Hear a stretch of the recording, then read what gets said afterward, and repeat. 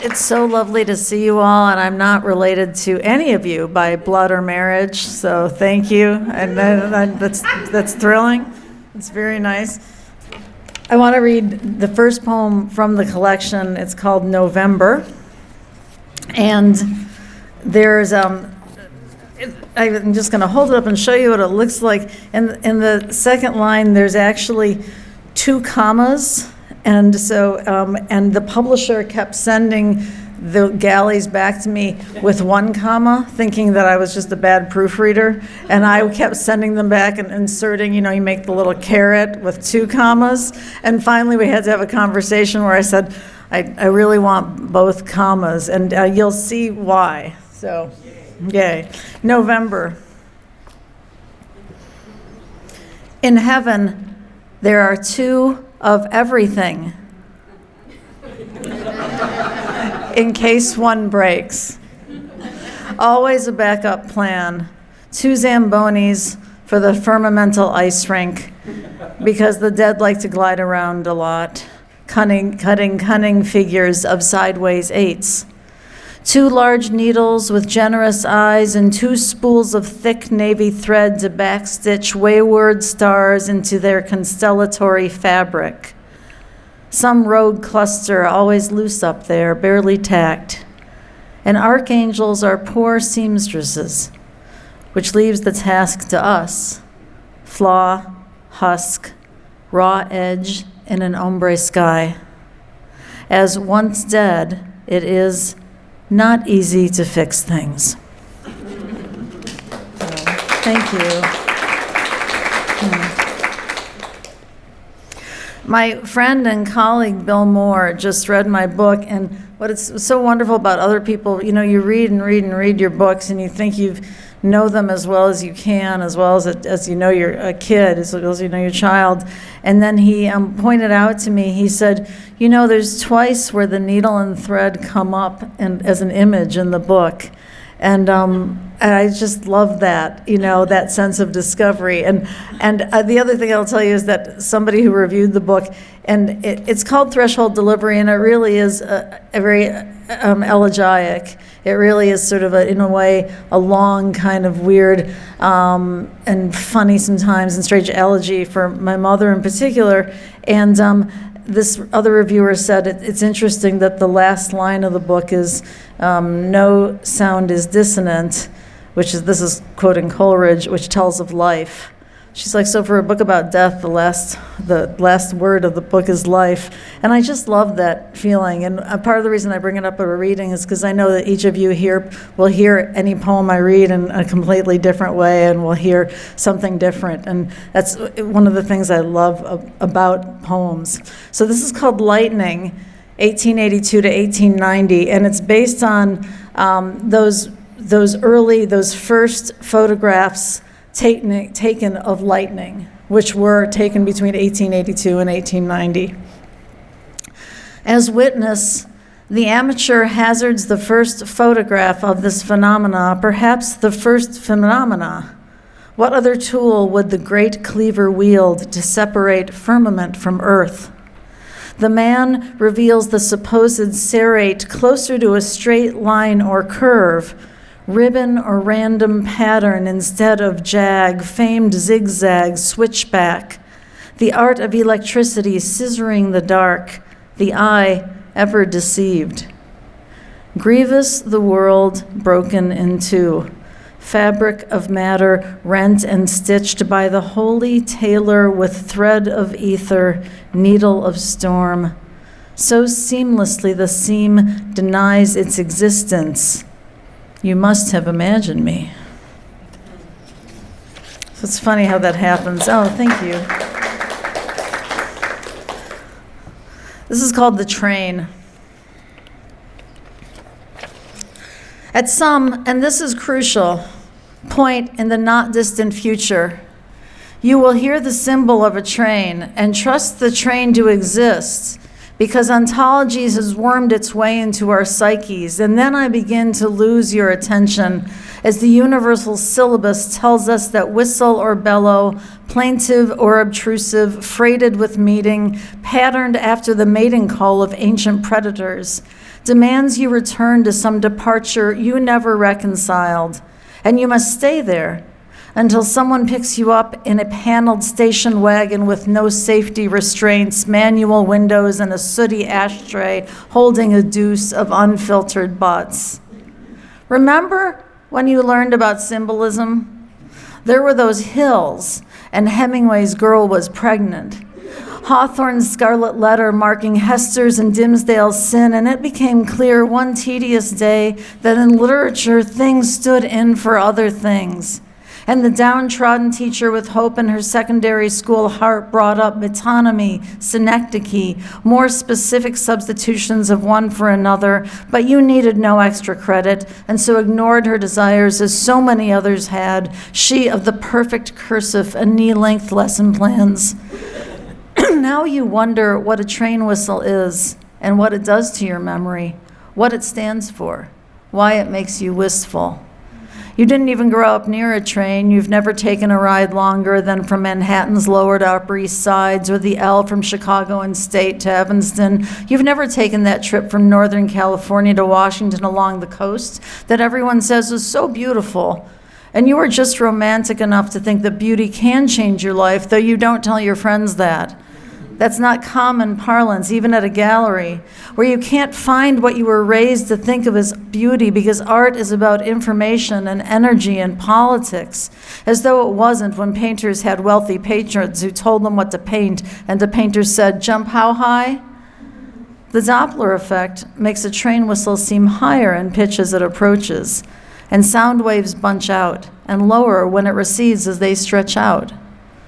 It's no tune or even a riff, more a fragment of some 20th century work that insists on no story and incremental repetition thrown in the symphony's repertoire when conductors tire of Wagner and Vivaldi, and you are glad this is only one program a year. I don't blame you. I get tired of confusion in a stiff chair and waiting in a pool of abstraction. What is memory without specifics?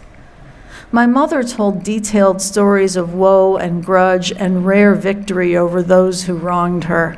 She took 3 trains from Detroit to Edmonton, Alberta, to be with my father in the Second World War, and they lived where you could be outside for only minutes a day. It was so damn cold. She hoarded cigs for her husband while he flew cargo to Alaska, and the well-off family that housed them was snobby, ungenerous, and if I met one of their children today in one of those cafes with metal chairs, I would snub him, because in this way I am like my mother, loath as I am to admit it. I cannot let go of anything.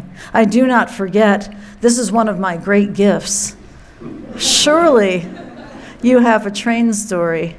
Surely someone in your family has a train story. My Austrian friend says trains will always mean death in his argot, but I cannot allow that. I have only my own arsenal of associations with death and cannot afford another's, though his is buoyed by history on an epic scale, and mine are local losses, meaningful to me and blessedly no grander. Haven't you stumbled across some shard of memory that will not let you go, affiliated with the echoing northbound caw or beauty or your mother or war or Canada? Why haven't you taken that vaunted trip we discussed? What else haven't you done, will you never do? And you are tempted to sit there and dwell, to let such thoughts riddle your sleep. This is one of your great gifts. Friends, lovers, family agree. It makes you the best of company, divides you from almost everyone else everyone knows, and for that, for you, I am beyond grateful. And if you will, I will ignore, transform, forgive the lonely note of the train. Can you? I can.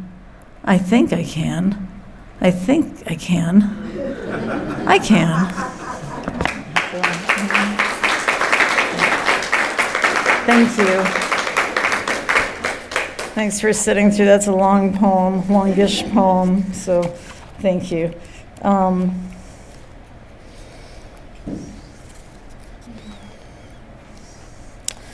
I want to read, poems that I don't usually get to read because you all are a sympathetic crowd. So thanks for letting me do that. This is called Knock Knock. The garden variety poisonous mushroom takes its stand overnight. So quickly we might have witnessed parturition. Had we known which patch of grass to watch, we're watching how we chose to carve the dark in lieu of quizzing the dead on tunnels of white light theory. So the offending cap sits on its stout stem, awaiting my kinder, in the stage where the world requires tasting to be understood. Now I see chlorophyllum mollibides, all agency, the angel of death's new hire. No longer do I recognize my bucolic backyard as a place of comfort, my borders breached. This should disqualify me from parenting sweepstakes, though my ambitions are small, at least for now, just larger than the danger that pops up wearing Alice's Eat Me sign. And being a sensible girl, she did as she was told and so outgrew her domicile, then shrank so that she's almost ceased to matter. I don't care much for mattering. I did before fungi demanded my vigilance, my time now spent in ominous wariness, though when I wear a Sears shawl, nobody and his big sister listens. That is my curse for cavorting with gods, dabbling in creation. I don't know my place. And so pluck the aggressor, which seems to sigh as dirt loosens, surrenders its grip, and somewhere above, below, I hear someone laughing, as though I had told the funniest joke ever. Thank you.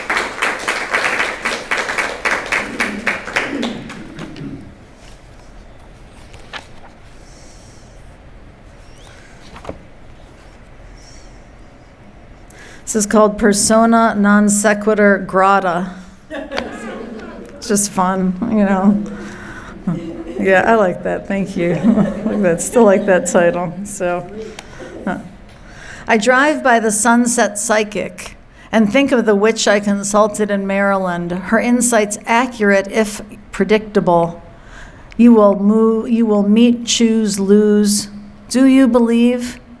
As a child, my friend rushed Tinkerbell on stage, clapping his hands and shouting as Sandy Duncan instructed him to save the fairy's life. It worked. Peter Pan wanted stories and pockets to keep small tokens of youth. Eliza Doolittle wanted a room with an enormous chair, privacy, comfort. Philip Larkin wanted to listen to Sidney Bechet blow his clarinet in Storyville. I, too, wanted love's enormous yes. What we get is TK, journalese for yet to be determined, and sometimes the abbreviation finds its way into the final copy because life is sloppy. My father, Shakespeare's father, was a glover, if we believe the bard existed. My father drew car doors and windows. J.M. Barrie's father was a weaver. How many work with their hands? Use them to guide, to place, to form, to fix. Though shy in commitment, I am a fan of faith. I send it letters and imploring glances. For my child, I am sure I could kill a man with an eggshell, a corn chip, and a semaphore.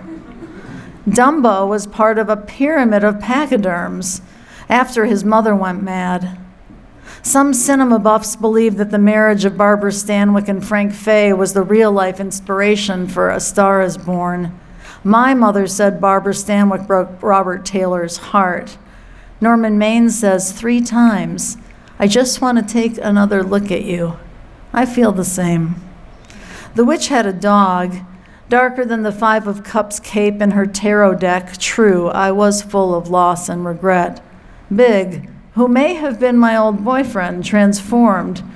It ended gently, and there I was moving cross-country, state by state.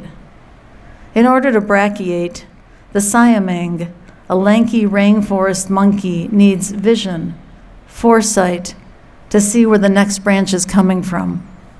By all accounts, I lack this. Thank you. Just a couple of more. I think I'll read two more poems. One of them is a little bit on the longish side, but I'm very malleable, and somebody just told me they liked it, so I'm like, oh, yay! So maybe you'll like it too. We'll see. We'll see. It's a strange poem. It's called Sweater. I make my daughter put one on, as have mothers since Victorian times. Before then, assuming mothers cared, have not evolved so greatly, there are a host of infanticidal animal mamas, guinea hen, panda, Magellanic penguin. Assuming Shakespeare mother, Charlemagne's mother, Moses' mother did not want their children catching their death of a cold, a garment with another name suited the purpose of thwarting the chill, according to Thomas Sheridan's A General Dictionary of the English Language, printed in London for J. Dodsley, Pall Mall, C. Dilly and the Poultry, and J. Wilkie, St. Paul's Churchyard, in MDCCLXXX, which equals 1780, for those out of Roman numeral practice. Life was colder then, in all those thens, many banked fires, many prodded embers. I would be nostalgic for olden times, except I can't find my ancestors or even the towns they claimed me from when not espousing to be American. And so imagine that what we call quality of life was mezzo at best, as history's documents left them out, we might say, in the cold. My husband's family goes back and back and back. There are not enough backs to express this distance with force. Back, a vague term, go back from whence you came, rendering it useful and inadequate. Let's just say way before sweaters. Back to Ireland's mantles, frocks, cloaks, cowl and kilt, brat or fellaine. Back to Greece's chitons and hymatians. They endured until the 6th century. Yes, that clan is the stuff of legend. One can find them in tomes' pages with their receding chins and pale eyes, surviving strife, element, and exile, conquering, bearing broods and clans with their own plaids and coats of arms. No secret that sweater shares provenance with sweat, from the Middle English swote, perspire, work hard, though in 1400 it meant to be worried, vexed. One of those words that has not changed much, a sturdy, dependable cognomen, not unlike my ancestors, no shooting stars among them, their reliable villages, professions, their limited ambitions, get out from under Cossacks' horses' hooves, avoid being conscripted as a child to defend a country that hates you, have a family, stay on God's good side. By 1882, redefinition, a woolen vest or jersey, especially worn in rowing, nice upper-class sport like tennis or polo. Like Thoreau, I resist activities that require an immaculate outfit. About then, mine were elbowing out of steerage at Ellis Island, yielding their unsayable names to workers who didn't know they were agents of change, their inability to translate piles of consonants and shapely vowels. Who could blame them? They stamped the papers. That was enough. In 1828, the item used to produce sweat and reduce weight, such concerns older than Jack LaLanne, though whether they cared more for vanity than health will remain buried in the files of how anyone lived when anesthesia meant a hardwood mallet. As it turns out, people have been knitting or crocheting wool for 2,000 years, give or take, though no one thought to fashion a garment from it until the 15th century on the islands of Guernsey and Jersey, hence the name. Hence. So many explanations for how we arrive, so difficult to maintain a linear stitch. In 1940, Lana Turner became the first sweater girl, wearing one that hugged her prodigious curves in the movie They Won't Forget, based on the famous Leo Frank Mary Fagan trial. Quote, when do we get a chance to hang a Yankee Jew, though it was easy to be forgotten in sweatshop and factory with a baker's dozen of siblings who all changed their surnames notes to alike to sound less ethnic, making it even harder for me to find their offspring here in the land of the free. No entry for them in the dictionary, no etymology to prove their existence, to find their source. The appeal of having a point of origin, someone to point at and say, that's where it all began. Though what a beginning proves and where language will take us next eludes me, enveloped in my cardigan. Named for James Thomas Brudenell, the 7th Earl of Cardigan, a British military commander during the Crimean War. Cardigan, Wales, home to the first Eisteddfod, a festival of poetry and music in 1176. And a chair at the Lord's table was awarded the best poet and musician, the Celtic bardic tradition requiring the performer write and perform, play instruments, be versed in myth and history, what we might now call a Renaissance man. But even then, it all could happen on a cold, clear night like this. A suggestive chill in the air, punctuated by stars with a sultry comma for a moon. And I am slightly worried for your health there, dressed in shirt sleeves, shivering. But then again, some people like to be cold. Some people need a history to feel needed. Some people have a history they would rather forget. And you never really know who is one of them.